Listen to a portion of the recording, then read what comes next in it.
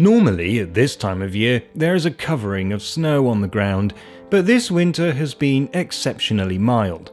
To compensate, the Rhön gave us one of its specialities: fog.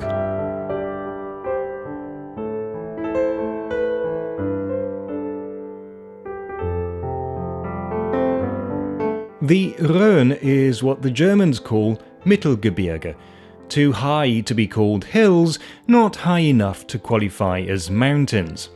Most of it is a UNESCO biosphere reserve which occupies parts of Bavaria, Hesse and Thuringia.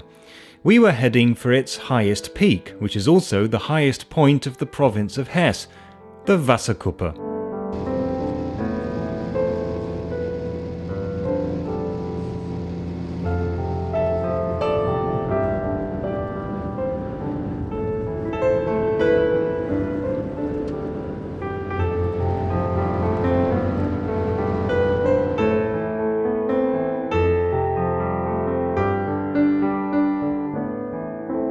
Today, the Wasserkuppe is a tourist destination complete with an airfield and a flying school. The German Meteorological Service has a station here, and there are information centres, restaurants and a museum of unpowered flight. But the style of some of the buildings hints at its history. During the Nazi era, this was a military flying school. But this place's connection with flying goes back even further.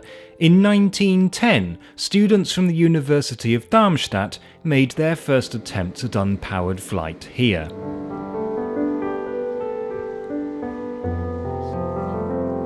It's a short walk to the actual summit, which is 950 metres or 3,116 feet above sea level.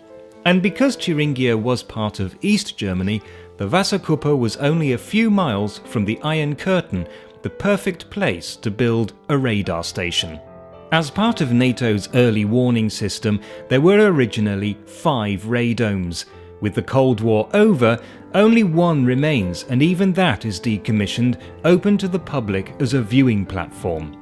Not that you actually need to go up to the platform for a commanding view of the Rhön, including the fog we drove through to get here.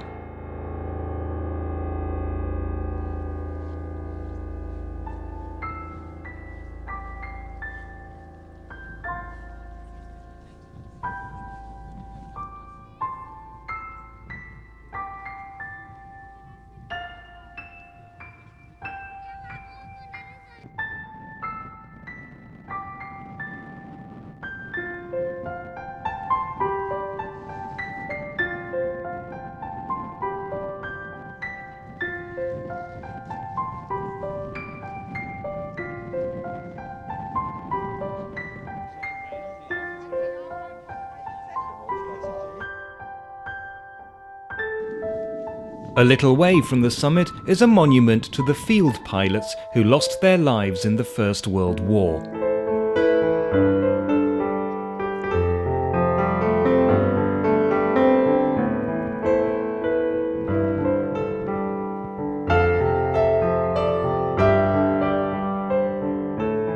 Life in the Rhön was always harsh, but it did, and still does, produce stone from its quarries.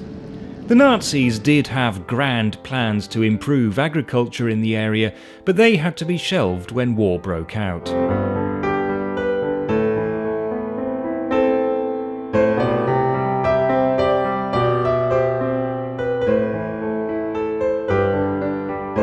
We decided to visit the little town of Bischofsheim. The road we took climbs steadily before dropping back down, crossing the border into Bavaria and then past the Rhön House, once a customs station and now an inn.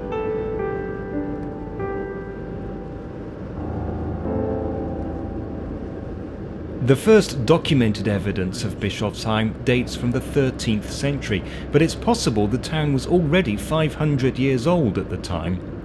It's not proven, but it could be that St. Boniface, who regularly travelled between Fulda and the Salz imperial estate, founded Bischofsheim as a place to rest.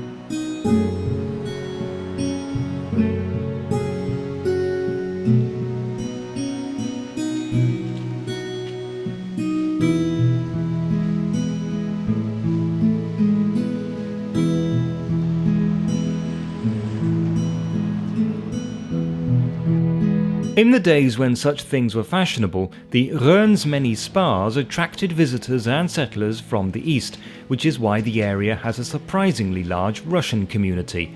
For €1 per person, tourists can go into Bischofsheim's little Russian Orthodox church to marvel at the priceless icons inside. The Rhön is very close to the centre of Germany, has a wild and romantic beauty about it, and some unique wildlife. But it does sometimes get foggy.